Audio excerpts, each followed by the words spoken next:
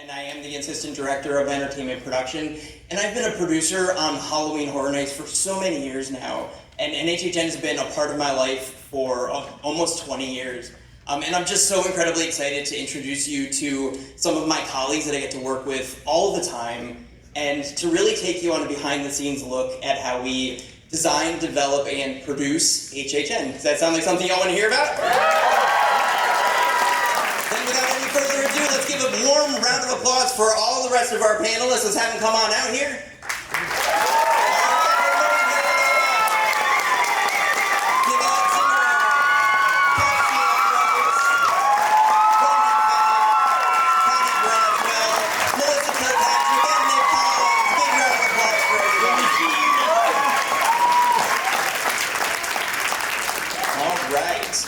So we're going to take about 30 minutes or so here to just kind of talk you through, like I said, that behind-the-scenes look of how we design, develop, and produce such an incredible event. And then we're going to hopefully have a little bit of time for a Q&A at the end, and maybe have a little surprise or two along the way. Does that sound great? So we're going to kick us off. I'm going to start with Nicolette here. Nicolette, yeah, let's give a round of applause for Nicolette. We love Nicolette. Actually, we're going to do a quick introduction. I think that's a good place to start. Let's start with Ramon first. So if you want to just tell us a little bit about yourself. Hey everyone, how's it going? My name is Ramon. I am a show director with the creative development team at Universal with entertainment. And currently I'm working on Halloween Horror Nights 2024, which we're all really excited about, right? And I get to work with these awesome people on the daily, so I'm very, very fortunate. Hey everybody, I'm Nicolette Singer. I'm the producer of Halloween Horror Nights from the entertainment production team, just like Dan. Love Halloween Horror Nights. It's been my whole career that, ever since I started at Universal. I actually started as a character, so this is really full circle for me, and I'm really excited to be here. Hi everybody, this is super exciting. I'm Kelsey. I am the production manager for Halloween Horror Nights this year, so I work very closely with Dan and Nicolette, and also very closely with everyone up here. I'm Wendy Fennick. I'm a lighting designer in technical entertainment.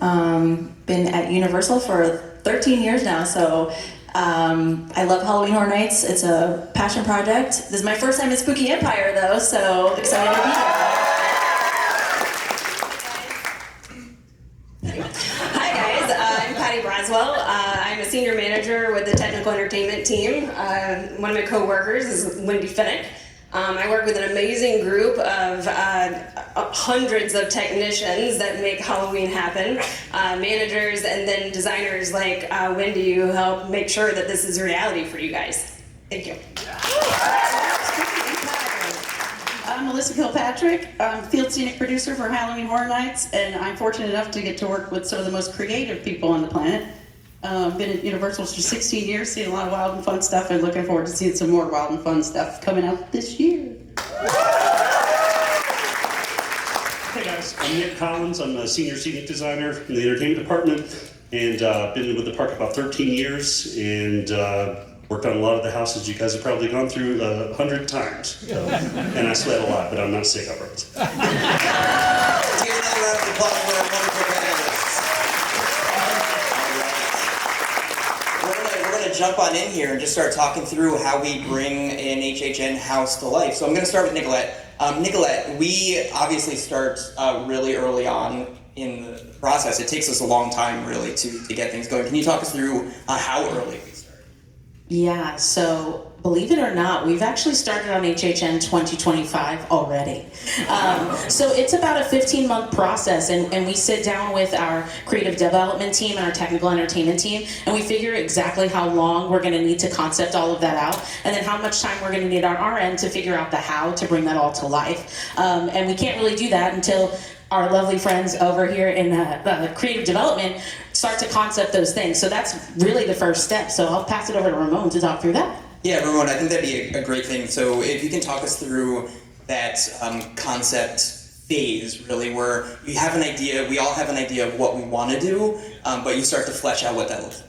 The process is so collaborative. It usually starts in one big room with like 20 to 30 people all coming together, throwing ideas on the board to figure out what concepts we want to move forward with, right? There's show directors in that room, there's scenic designers, costume designers, a whole myriad of people who come together to come up with ideas to see what we can move forward with. Once we decide what concepts we want to move forward with, then a show director and a designer are assigned to that haunted house, for example, and then from there they meet and start to flesh out the scene by scene. What are the environments we're looking at? What are some cool scares we can do? And then from there the thing just kind of grows and grows and grows, and we get to a point where we can then start passing stuff off to our costume, makeup designers, lighting designers to start to bring all of those elements to life. So it starts with a spark of an idea, again, people throwing things on the board, and we all see what we gravitate towards, and then we pick our concepts, move forward, and then flesh out the rest of it from there.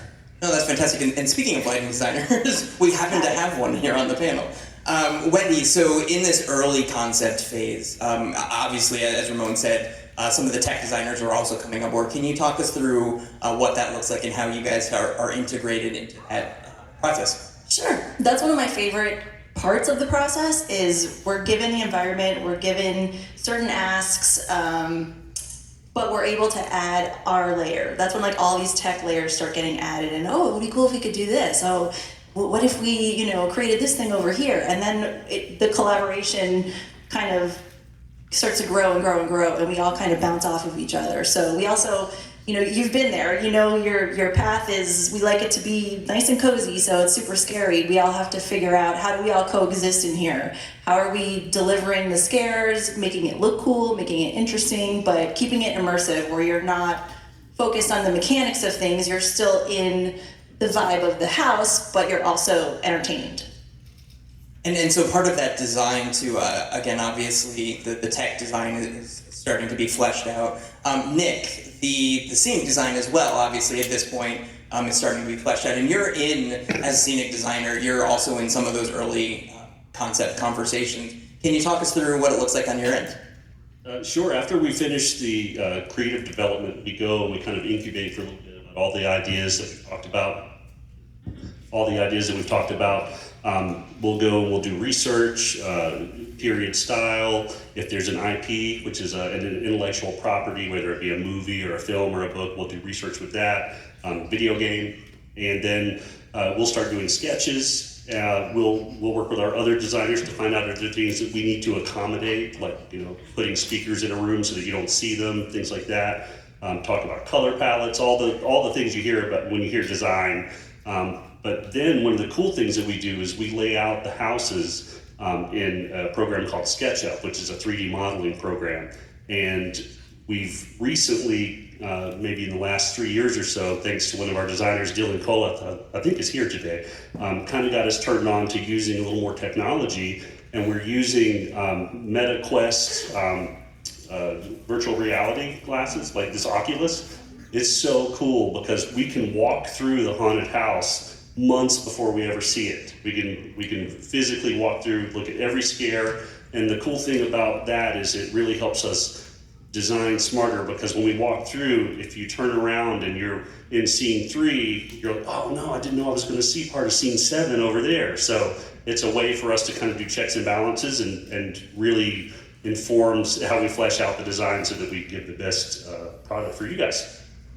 Yeah, and that's a great question maybe for Ramon. As a show director, as we're doing some of that previs, and especially getting to leverage some of these technologies like VR, from a concept of scares, like what are some of the things you learn early on in that process from a scare standpoint?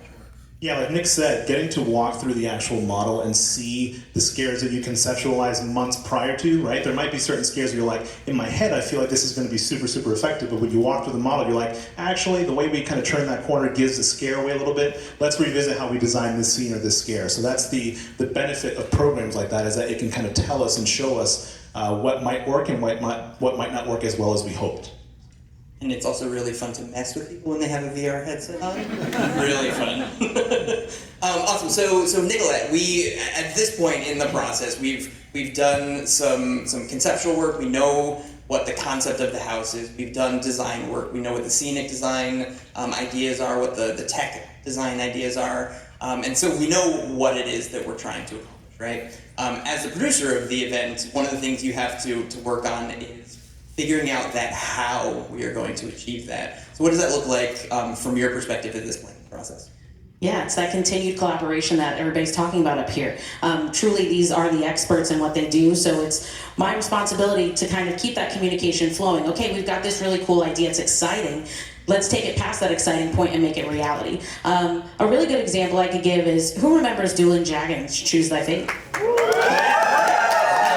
Super exciting house, super cool concept. We all saw it and we're like, whoa, this is awesome. We're gonna bring this retired attraction back to life in a spooky way. But then we all took a moment and paused and we were like, dragons in a haunted house? How do we figure that out? And that took months of collaboration and conversation.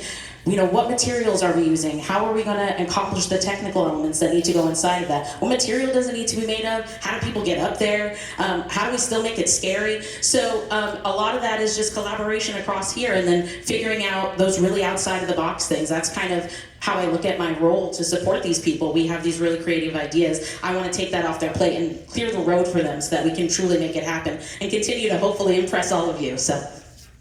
No, that's awesome. And we're generating, I think, just pages and pages of drawings and documents. And so I'm going to look at you, Melissa, at this point as kind of the keeper of a lot of those things, at least on the scenic design end. What does that process look like for you as all of the design teams are just starting to kick out all of these ideas and drawings?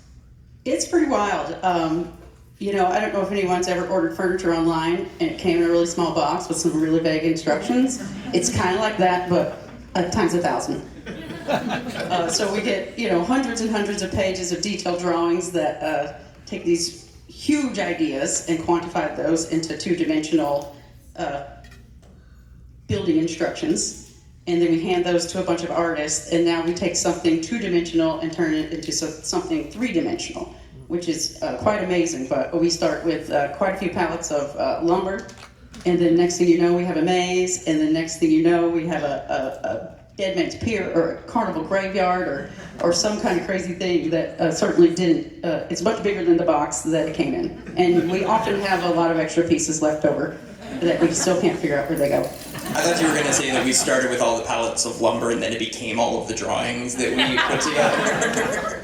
That's a different project. That's also true, yeah. So sticking with this same idea, Patty, similar question for you on the tech design end of things, because the technical designers are continuing to generate drawings and models and everything like that. So what does it look like from the tech design end of things? So we've been really working hard to integrate our tech designers into that process much sooner so that they can work with people like Nick and make sure that we are able to integrate those ideas in at the appropriate time. So we're not sitting there looking at this giant facade and going, ooh, how do we do that now? We are working at lightning speed, and the amount of collaboration and on the front end, all the things that have to happen, because we might only have literally 2 hours to get something installed, especially if it's in the streets and we have daytime guests coming in the next day. So it's an immense amount of work that goes in on the front end and that design and collaboration piece. So that we can then produce all this paperwork so that our management team and our technicians can start pulling all that together to make that a reality. Awesome. So Melissa, at this point, we're really, like you said, we're starting to move into the build, right? We have our designs, we have our plan from the production team, and we're starting to move into the build. And one of the things that you're uniquely responsible for as the scenic field producer is to keep our vendors on task, but also to make sure that what they're building is achieving our original design intent. So can you talk us through what it is you do out in the field to keep things moving in that direction? It's certainly a challenge. As you guys know, you can't really quantify art, and one of my favorite lines a production designer told me a long time ago when he was being rushed, he says, art doesn't come out of a can, it just has to evolve. So really, we let the artists do what they do. If we feel that we're starting to back up, we kind of choose our battles. You guys walk through as a guest, you have a certain facing view. So we want to give you the big spots, the things, the hero moments, and then we'll fill in the rest later. But it's really, it's quite a challenge because, nothing ever assembles quite the same as you hope it will. Plan A is a mythical creature that I've never encountered. I hope to one day. So yeah, we just do the best we can to make it come out as well as we can, but on time. Nicolette gets really happy when we do that. And meanwhile, Nicolette is helping generate plans B, C, D, all the way to Z. So similar question for you, Nicolette, as we're moving through this part of the process with the build, and again trying to keep the vendors moving in the same direction, and all of our team moving in the same direction to achieve that creative intent. What does it look like from the production end of things, as far as trying to just keep everything moving in the same direction? Yeah, it's a lot of spinning plates, right? And making sure that they keep spinning in some way, shape, or form.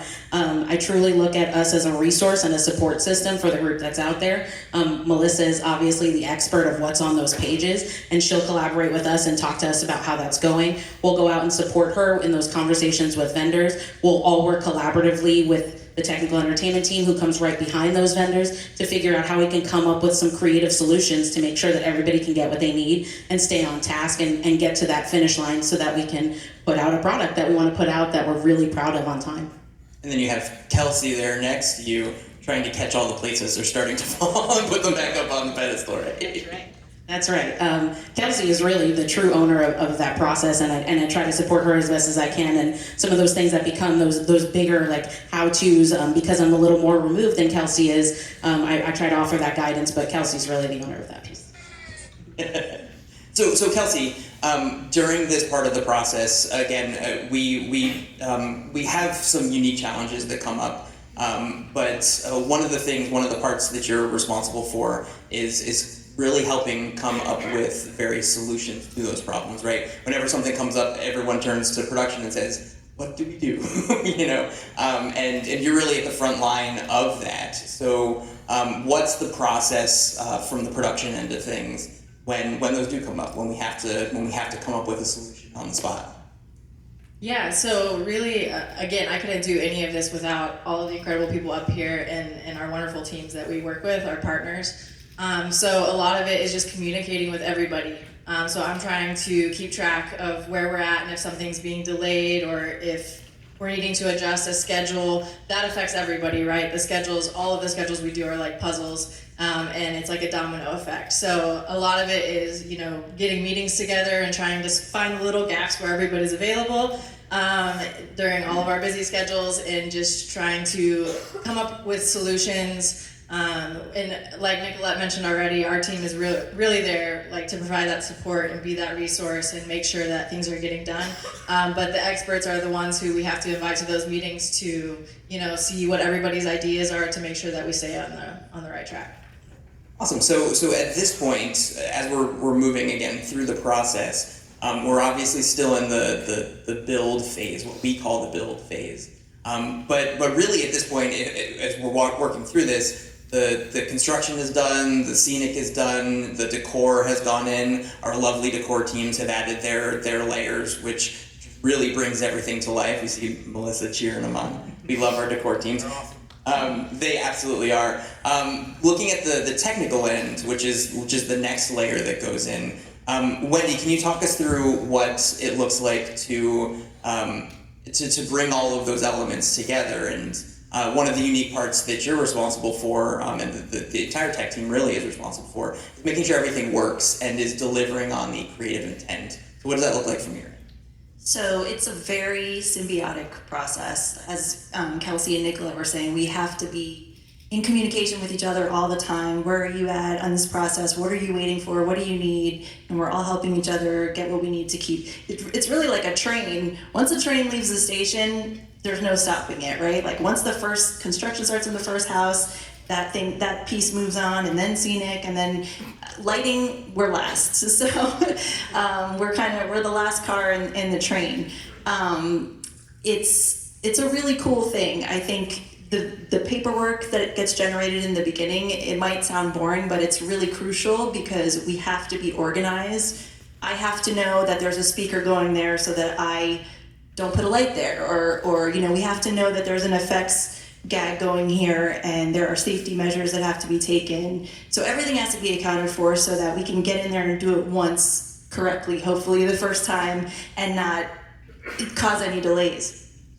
So after we're done, then we start doing reviews, which is, I really love it because now the collaboration happens in the 3D environment where we can really look at, oh my gosh, we made this thing and here it is, and then it's like, how is it working? Like, you know. I mean, seeing it come together Yeah. is I think for all of us Yeah. really is the best part, right? Yeah. And it's incredible when we're able to do that. I want to stick on the topic of the technical installs and a question for Patty. We're talking about a lot of different layers that go in, especially on the technical end of things. Can you talk about some of the other technical layers that go in as well at this point? So sure. When we talk tech, you know, most of you guys know that's your video, your lighting, audio, effects, show control. You know, all of that's coming together, right? But we also have some technical aspects that we lean on other partners within Universal to help us out with. You know, whether it's an engineering piece or even our attractions partners, you know, what is it that we're doing from a technical perspective that isn't meeting the parameters that those teams know are right by our guest? So as we work through our process, and I will say, I think over the past 5 years, we've gotten really good partnerships with like our EHS teams and things like that to really make sure that you guys have an uninterrupted experience. And it really has been an amazing process to watch. And I think that, you know, those collaborations as they build, it only helps us be able to deliver bigger and better things to you guys because we know that we can do it safely, right? So those are some of those like technical aspects that maybe we don't think of so much, and it might be a little on the boring side for some people, but it's because of those collaborations that we're able to really amplify on the tech side. Well, we're really going through too, and Ramon, maybe you can speak to this a little bit. We're really going through as we're building things, as we're developing things. And learning what works and what doesn't work and trying to catalog that for all of ourselves. We know, okay, we're working on 2025. This is working really great. Let's make uses in 2025 too. Can you talk us through, Ramon, a little bit about that, what that looks like? Because I know we have some go-to things that we use and things we know that work. What does that look like? Yeah, oftentimes the things that you think are going to go one way based off previous experiences in Halloween Horror Nights always go in a different way, right? So you think that you know, and we do learn from our past experiences, but the event is so unpredictable in that way, right? And I think that's why we always say that for creatives working on an event like Halloween Horror Nights, the key thing that you have to have is flexibility because things are always in flux and changing on a day-to-day process, right? So I think having that flexibility, understanding that the thing that you thought would go in this way might not go in that way, and then when you realize it doesn't, being able to shift gears, right? So having that flexibility and being able to lean on our partners to help us make the product the best that it can be, I think is an essential component to have when creating. No, 100%, yeah.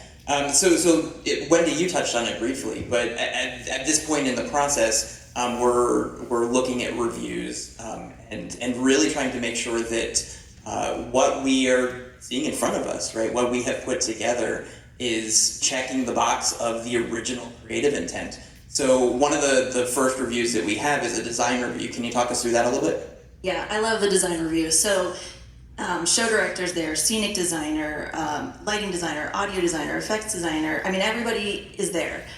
Video designer, decor teams. We're all looking at everything finally in one place. We're walking through in show conditions and, you know, what's working? Does it need to be brighter? Does it need to be louder? Does it need to be scarier? Do we need to move this actor over here? Like, it's really fun to get to kind of zhuzh it in person. You know, it's so much better than just doing it on a piece of paper or a computer.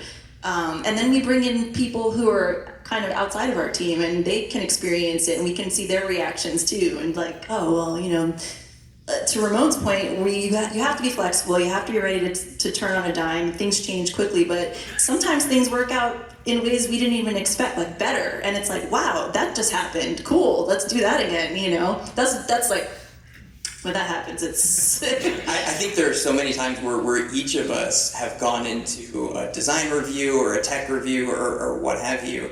And sometimes we have just an idea in our minds of like, this is going to be what it's going to be. And then we walk through and I'm like, oh my gosh, this is so much different and so much better than what we even thought it was going to be on paper. And those are the great moments that I think we all enjoy. Definitely. Yeah. So sticking with the same theme, Patty, we have a design review, but then we have a tech review as well, where we're going through and trying to make sure, again, checking that box that does it deliver on the technical intent. Can you talk us through that a little bit and some of the things we're looking for? Sure. So as we walk through and we're looking at all these, technical elements coming together, for the most part, up until that point, a lot of us have only seen this one element going or that one element going. So to Wendy's point, when you see it all come together, we bring along a team with us. They're all looking through a different lens, right? They all bring something different to the table. They've all had different experiences, different backgrounds. And that's one thing that's really unique to our team, because of all those different backgrounds, all those different viewpoints. When they walk through there, even though I've walked through it 50 times at this point, I'm like, oh my God, yeah, you're right. Totally didn't think about that one, but how could I have missed it? And it truly does take that many times of walking through and making sure that, I don't want to say that we become jaded or anything like that, but it's like anything else. You drive down I-4 every day going to work, it starts to become muscle memory, right? So as we're going through and doing all of these installs and all that kind of stuff, like we're passing by stuff and not even realizing that decor has now put in an immense amount of items, and so now we need to go back and take a look at that and see if we can make sure that we're highlighting that so that you get to experience it. So yeah, those tech reviews, that's really where we start to get into the nuts and bolts of, is this all coming together? Is there something that we can do to enhance the guest experience? And also from an operational perspective, that's something that maybe you don't think of when you're walking through. But I mean, think about the immense amount of people and hours and days that these effects are happening, that these triggers are going off. Is it going to work the entire time? That's huge. It's a lot of abuse on this tech gear. And that's one of those things that we're also trying to calculate as we do these installs and these tech reviews. And it's really great at this point because we're, like we said, we're really starting to see it come together. And this really, at this point, once we're hitting these design reviews and tech reviews, it's 95% exactly what you as our guests would see. Which is again, it's great. It's great to be able to walk through that and catalog some of those moments of like, this is working so much better than we thought. We're going to use it again, and having those moments is fantastic. But at this point, the one crucial element that we're missing, of course, are our scare actors, right? So as we're going through this process, really as we're coming up on the tail end of the process, Kelsey, I'm going to look to you because, like we said a little bit, you're responsible for overseeing this process throughout. But one of the unique parts of your job is managing the rehearsal process, getting all of our hundreds of performers rehearsed and ready to go for this event. Can you talk us through a little bit about what that choreography looks like and just bringing all of that together in such a short amount of time? Yeah, absolutely. So, I mean, that's when it gets super exciting, right? Because we're having all these performers start to come in for the rehearsal process, and everybody's finding out maybe where they're at, or people who have been there previous years, a lot of veteran performers. This is a really exciting time when we're like, okay, this thing's about to open. But rewinding months before that, just like I already mentioned with many things that we do in this process, the rehearsal schedule is built months before rehearsals actually begin. And then we start casting, when I say we, not me, but we start casting, and then those hundreds and hundreds of performers are being cast and then handed over to our team. So throughout that process, we then bring on our seasonal leadership team. They find out, what areas they will be managing for the year, and then we throughout the process will tweak that rehearsal schedule as needed, based on our partners' input as well. But then we gear up for rehearsals. We have our leadership team. They're reaching out to the performers. They're making sure they're aware of the dates, getting them scheduled. Oftentimes, when a rehearsal actually begins, we may have multiple groups there on the same night. So it's a lot of organizing and making sure that things are being done, and we're using that minimal time that we have to make sure everyone's ready when the operation actually begins. So. Well, and it's an incredible dance, right? Like if you ever get a chance, I mean, I know I see some scare actors out in the audience. Let's give a round of applause for them. We love the scare actors. And it's such an incredible dance if you've never seen it. Just seeing our wonderful costuming and makeup teams getting everybody fit into their costumes and handing it off to our show direction team. Ramon, can you talk us through a little bit about the rehearsal process from the show direction and what you're looking for and trying to achieve? Yeah, the rehearsal process for me is my favorite part of all of it, right? Like Kelsey said, it's not until our scare actors come in and actually try on the costume, wear the makeup, and get in the boo holes to do their scares that the haunted houses in the event comes to life, right? And we as show directors feed off of their energy because they come in so excited, and that boosts our excitement in turn, right? So it's such a cool process. It's a very collaborative process. We have a team of performance coordinators that are extensions of the show direction team, and they work hand in hand with the scare actors to block and work through what the scares look like, right? And again, we work with a lot of veteran scare actors, so there's a lot of collaboration there and kind of taking their feedback and seeing what they feel works and what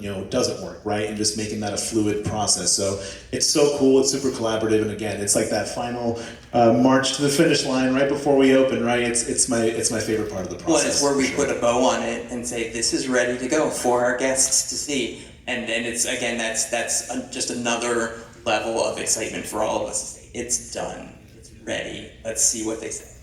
And it's a great part. So that is really our process of designing, developing, and producing these houses. And the same process goes for our scare zones and our shows. We follow the exact same process for everything we do.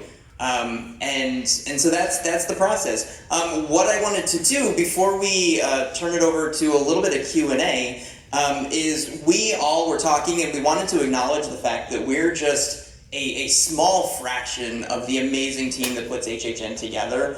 So I would love to just get a round of applause going for all of the other teams that bring this event together. All of our decor artists, our coordinators and experts, our tech teams, our writers, audio, video, effects, all of our management team, all of our designers, all of our show direction, and of course our performers. So thank you. It's such an amazing group of people that get to come together to make this amazing event happen. So we're incredibly excited to just share this with everybody and to really rely on each other. As we said, it's an incredibly collaborative process, beginning to end. So we're going to open it up to a little bit of question, Q&A. So I think what we talked about is anybody that has a question, we'll have them come around to the side here of the stage, and then we'll have them ask the question of me, and we'll get some answers going. So we'll give a minute for anybody with questions to come on up.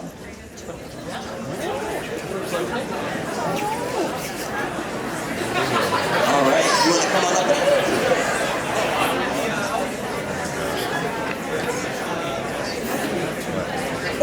Yeah, that's a great question. So the question is, all of our houses are filled with a lot of stuff. And where do we store that throughout the year? I'm going to look to Melissa on this one to help answer.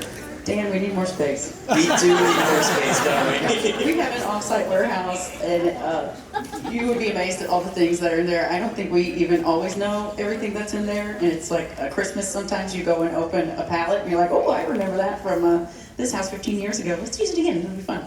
And sometimes, why is that still here? Yeah. We can use it again, it'll be fine. We always can use it again. Yeah, great question. First of all, thank you guys so much for everything you do. I'm a fan. My question is, what's been the most challenging original house? Okay, it's a good question. So the question, if you didn't hear it, what's the most challenging original content house that we've worked on before? Ramon, do you want to take this one? Ooh. I think for me personally, I'd say Fiesta de Chupacabras, which we did a couple years ago. Yeah. So the reason I'll say that house was challenging is because we were trying to take strides that we hadn't taken before, right? Like we cast a full cast of Latino performers, so I had to work hand in hand with those performers to make sure that the authenticity of that house was what we wanted it to be, because we were so proud of what we were presenting with that haunted house, with it being what it was and what it represented. So that process, all of our houses kind of require quite a bit of attention, but in that particular instance, it was a unique challenge, and we felt that it paid off. So I'd say off the top of the head that one. And I think that's a great answer, because can you talk us through a little bit about how we really end-to-end made sure that authenticity carried through? Can you talk through that a little bit? Yeah, and I think it was all the teams that came together to make sure that it was authentic from every standpoint. The entire management team were Latinx individuals, so from that standpoint, everybody who was working on it from a production standpoint, we tried to make sure that it was authentic in that way too. And again, like I said about casting, we made sure to cast Latinx performers in those roles so that they could, again, bring those characters to life in an authentic way. So we tried to look at it from every different lens and every different angle to make sure that we were doing our due diligence to prevent something that was diverse and cool. Love that. We love the challenges. It's a great question. So I auditioned to be a scare this year, and I'm wondering what you guys would recommend for getting into the creative aspect of Halloween Horror Nights. Like, what do you guys do? What process would that look like for someone just wanting to get into it? It's a good question. So if you didn't hear, the question was, what does it look like to, what's the process of getting into the creative aspect of things? Ramon, do you want to touch on it a little bit, and maybe Nick as well? Yeah, totally.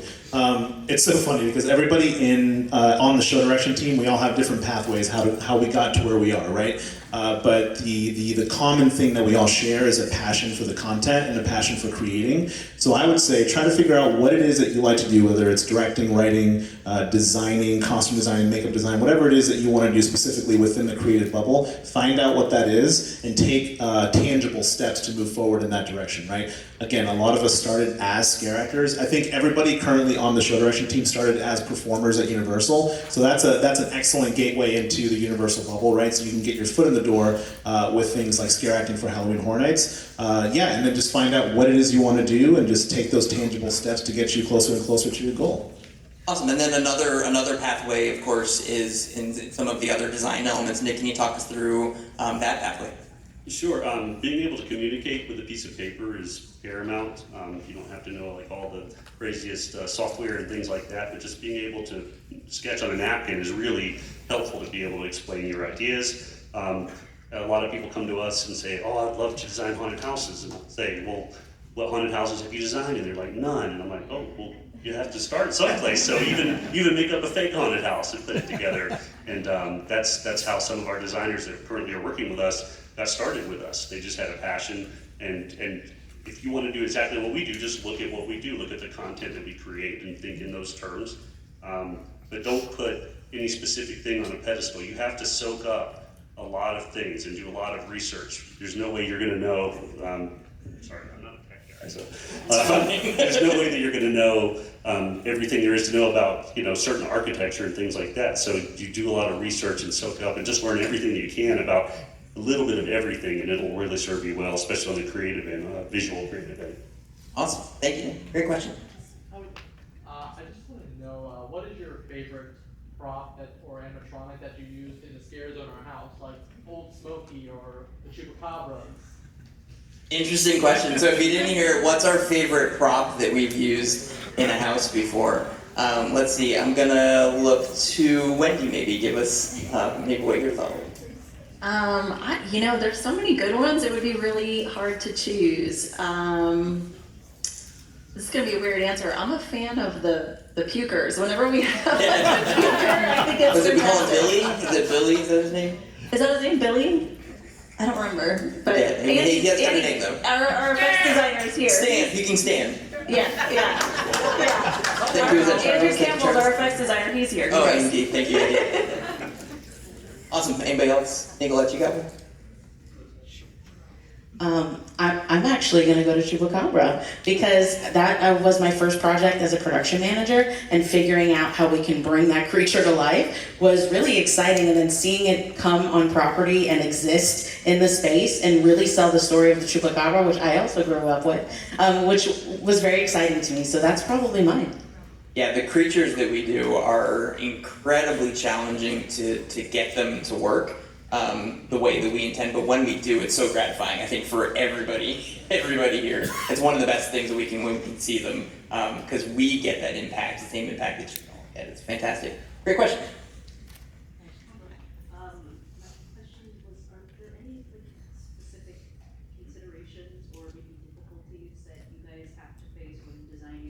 for scare zones versus designing for a house?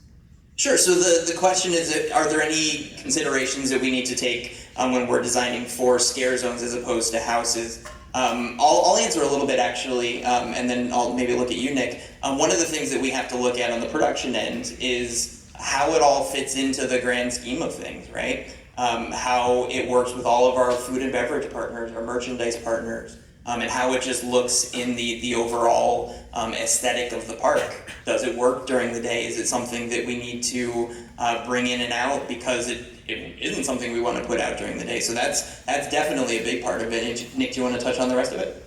Most of the streets have, over the past 10 years, gotten a little wider and wider and wider, and a lot of that is because we have to consider parade floats that are going through the parade during the daytime, that we can't close off that path. Also, we got to think safely. We have to make sure that fire trucks can get through, because if there were something, we need to make sure that those services can get through the streets.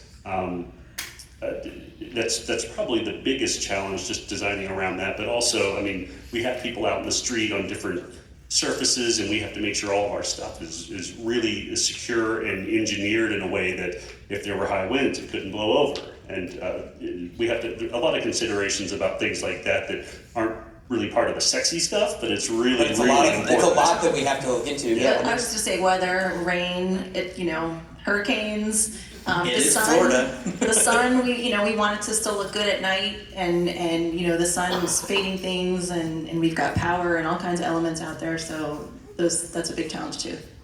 Nicolette? Yeah, and I would say the logistics of it all. You mentioned, does it have to come in and out every day? What impact does that have on our tech team? How many pieces do they have to move before we can get open? We have an hour to set the park from a normal daytime appearance to Halloween Horror Nights. And if they're having to activate essentially all of the streets, do they have the capacity to go ahead and move 15 pieces in the park and still get us ready for that opening moment? So also considering the logistics and time. Yeah, we talk about, choreography of different things, and that's one of those highly choreographed moments, and that flip of the park. It's amazing to see. It's a great question. Thank you. And then, elements-wise, I wanted to know what are some of your guys' favorite elements to put in a house, whether it be water, vibrations, smells. Awesome. So, what are some of our favorite elements to put in the house? Sounds like a little bit more leaning on the effects side. Patty, do you want to take this one?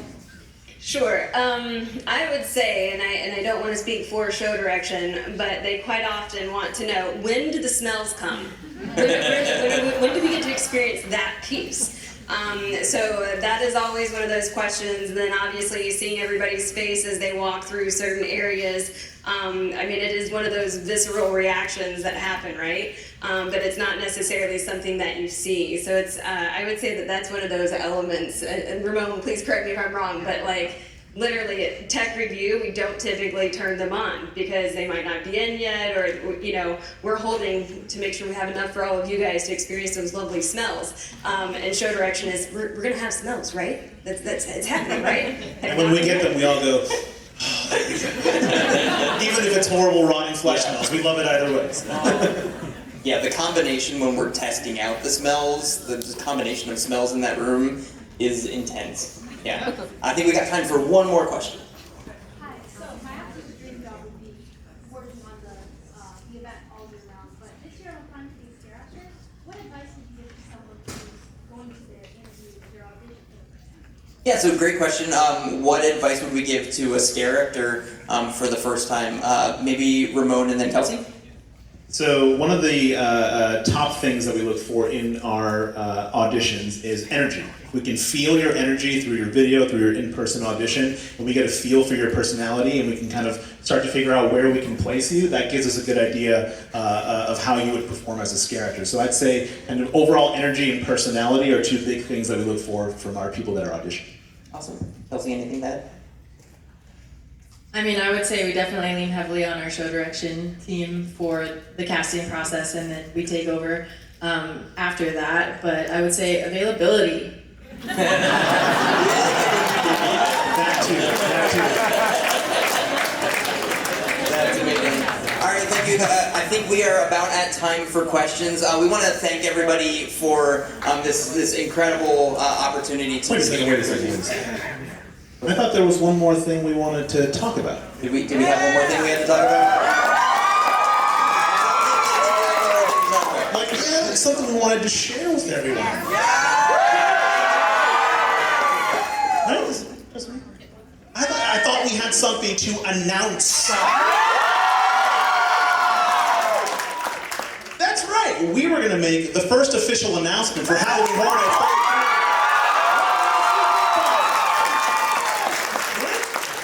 Is that something you all want?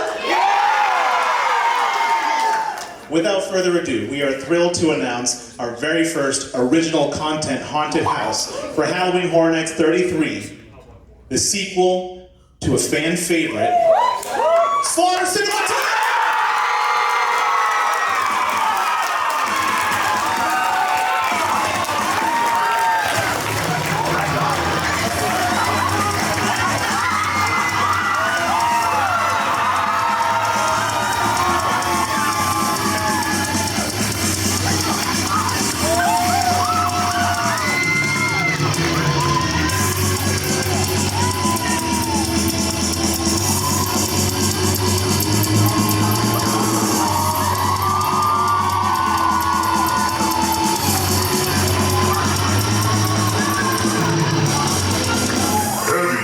Hell 3D. All hell is breaking loose. Slaughter Sinema 2! Let's go! That's right, we're going back to the Cary Drive-In for Slaughter Sinema 2. Again, a sequel to a fan favorite haunted house. We're so excited to present you this house at Halloween Horror Nights 33. We're exploring 8 brand new Slaughter Sinema films in this house, one of which is Heavy Metal Hell 3D, which is where this character's from. But aside from the new stuff we're presenting, we're also calling back to some fun things from the first Slaughter Sinema that you, the fans, will appreciate for sure. Charles Gray, Dylan Colath, and everybody who was involved in bringing this project to life poured so much passion into making this haunted house everything you've wanted it to be for years, and we cannot wait for you all to experience it only at Halloween Horror Nights 33. We want to give a huge shout out to Spooky Empire for helping us make this awesome announcement. This is the first time we've announced an original haunted house at a panel, so we're super stoked about that. But we are now officially in announcement season, right? So make sure to keep your eyes peeled on Halloween Horror Nights Orlando's socials for future announcements. We'll see you in the fall.